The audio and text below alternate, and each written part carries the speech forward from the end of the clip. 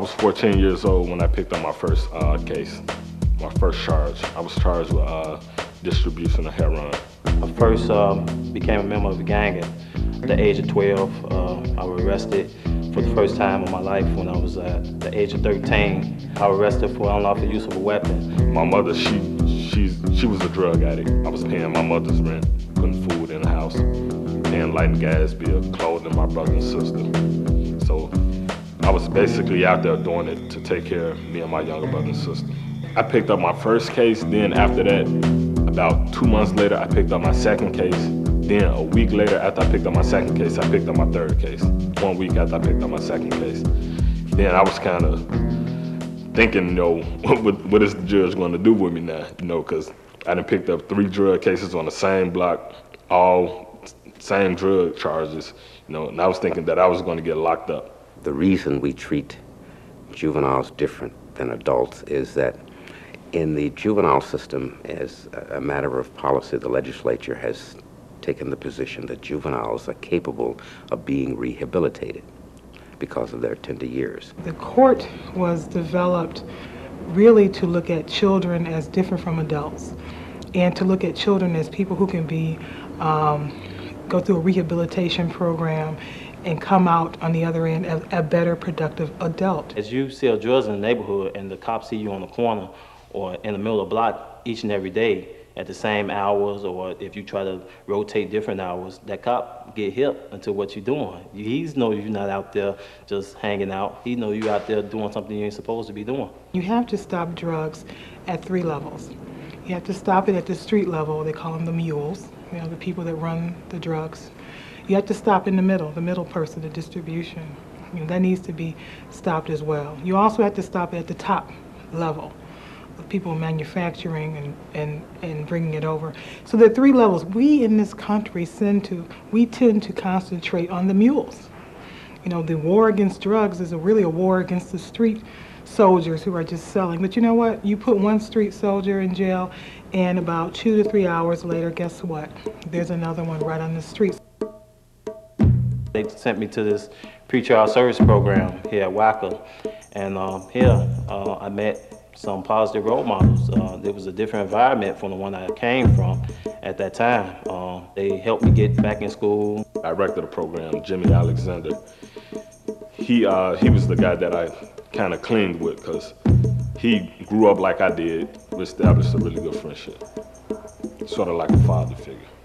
I didn't have a father, so he was the guy that I looked up to.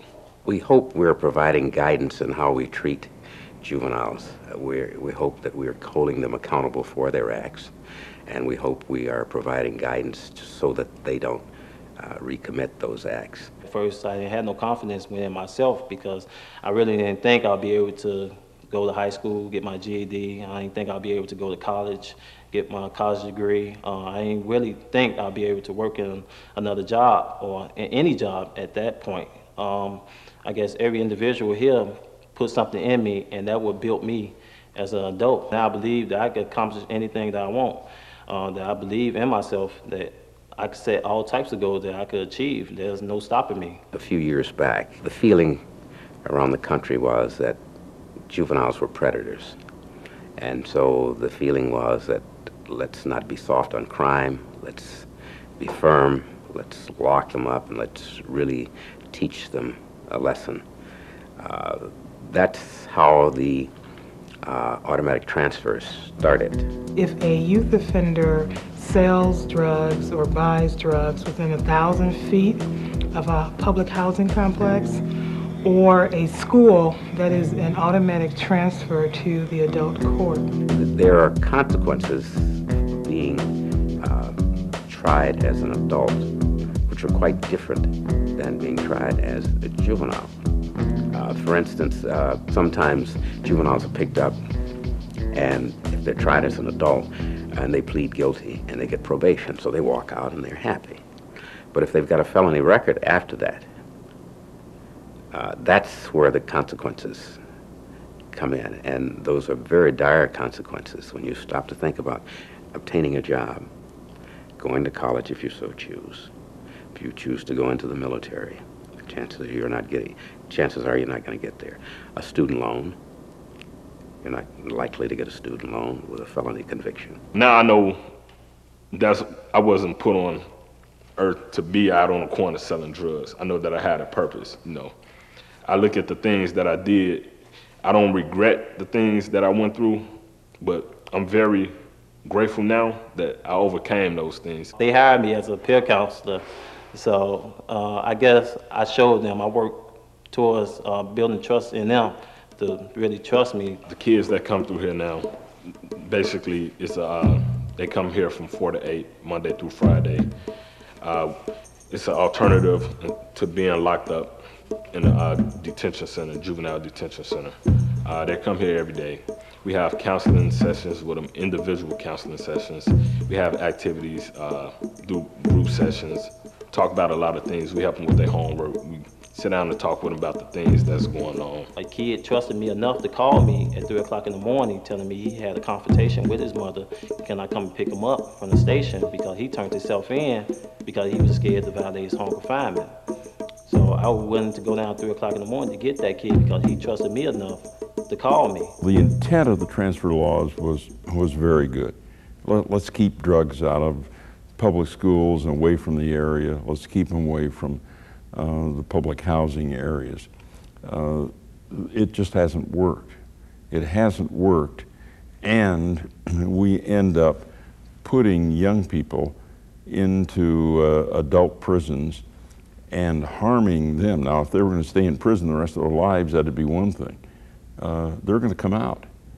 And are they going to be better citizens or more likely graduates of a school for crime? We're concerned about the racial disparity that we see happening in the automatic transfer.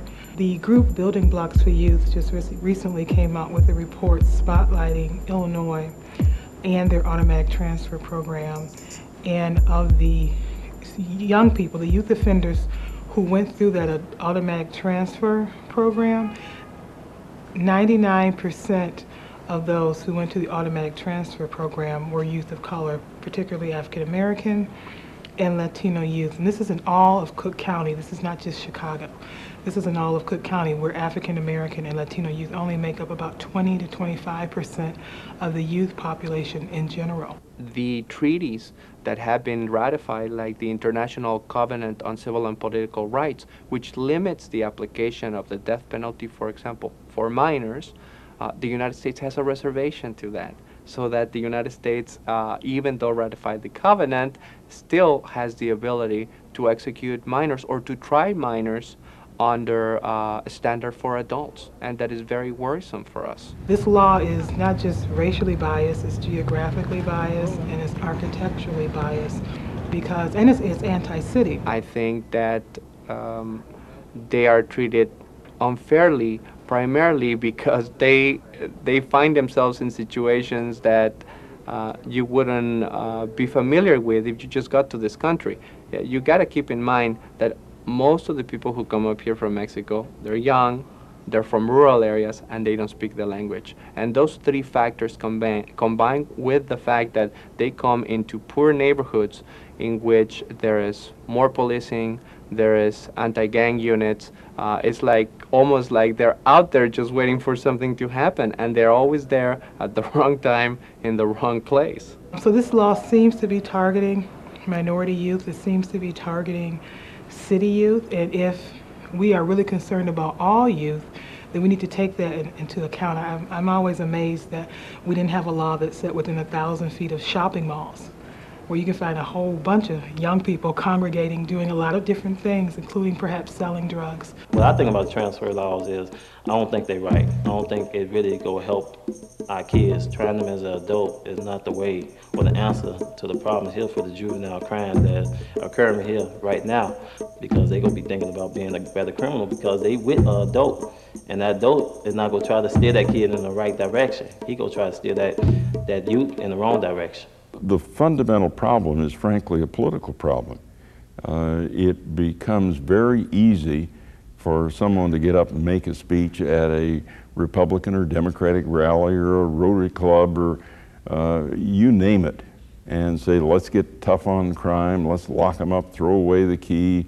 You know, you sound like you're really doing something about crime. The reality is we have more people per 100,000 in our prisons than any other country in the world, and we have a higher rate of violence than any industrial nation in the world. Our quote, tough on crime approach simply hasn't worked. We have to be smart on crime. Once a young person goes to the juvenile justice system, they come back to the community. They don't stay away. They come back to Chicago. And then the neighborhoods have to welcome this person back and then hope that he or she is a productive person so they will not recommit. And so that's why it's important that community-based organizations work arm in arm with the juvenile justice system to make sure that when they re-enter the community, there are programs available to make sure they don't go back into those old habits. When you come from the streets and try to make a change, that's a big accomplishment. It's not going to happen overnight. It may not happen within 3 or 4 months, but after a period of time, if you see that you done changed the kid, it makes you feel real good.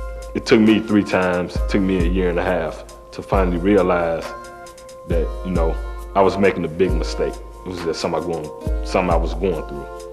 You know, but we all make mistakes, and to deny someone a second chance or even a third chance like I had, I don't think that's right. This organization provided a way for me to find my way out. I recently just got married. My wife here, she works with me. So we will continue to lead the effort in trying to help our kids here. If your child, or anyone that you love, young person, was in the juvenile court, what kind of juvenile justice system would you hope for? You know, would it be vengeance or would it be rehabilitation? And so I think we need to ask ourselves that question every night. If it were my kid, my Johnny, you know, my Susie, my Ron, my Laura, my whoever, what kind of court would I hope for? And then when you answer that question, then call your legislative, your official, and you tell him or her what you want for the juvenile court, and then make sure that we all work so we can get it.